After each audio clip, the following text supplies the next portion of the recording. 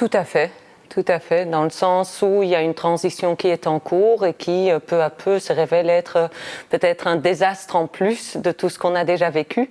Il me semble que d'autres auteurs l'avaient déjà dit, Ivan Illich aussi, il y a une option conviviale ou il y a une option qui serait technophile, modernisatrice et capitaliste. Et on se retrouve à nouveau au croisé des chemins entre ces deux options-là. Et il me semble que plus que jamais, il faut opter pour l'autre option, donc celle qui est conviviale, celle qui est une vraie écologie et donc qui s'éloigne de l'option capitaliste et modernisatrice à tout crin.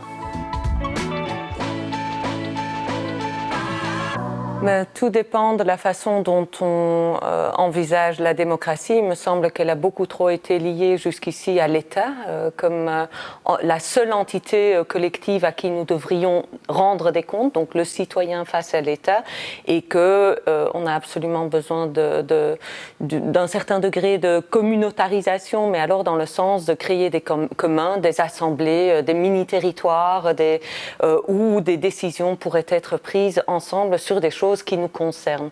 Donc il faut clairement des échelles entre les deux et ne plus se retrouver avec l'individu quelque part esselé face à un État qui serait la seule collectivité à qui nous devrions rendre des comptes ou qui pourrait gérer des décisions collectives d'intérêt plus qu'individuel. Donc ça me semble assez évident, mais la démocratie peut être poussée dans ce sens-là. Ce n'est pas un désaveu de la démocratie.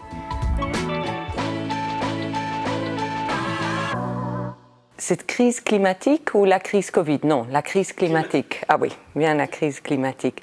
Mais la crise climatique a eu le grand avantage, si on peut dire ça ainsi, donc c'est un peu l'avantage dans le désastre, de délégitimer le système qui est en place. Je crois que ça, c'est quand même une grande avancée.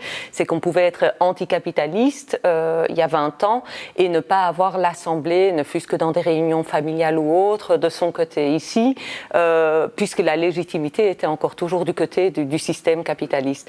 Avec la crise climatique, on voit que ce système-là perd en légitimité et dans ce sens-là, ça ouvre la porte à un vrai questionnement qui est un questionnement partagé par tout un chacun. Il ne faut même pas être férocement anticapitaliste pour se dire qu'il y a quand même un problème. Et ça, je trouve que ça ouvre quand même des portes, ça permet d'envisager de nouvelles pistes si ce n'est pas ça, alors quelle est la société que nous voudrions, devient une question entendable par pas mal de monde quand même.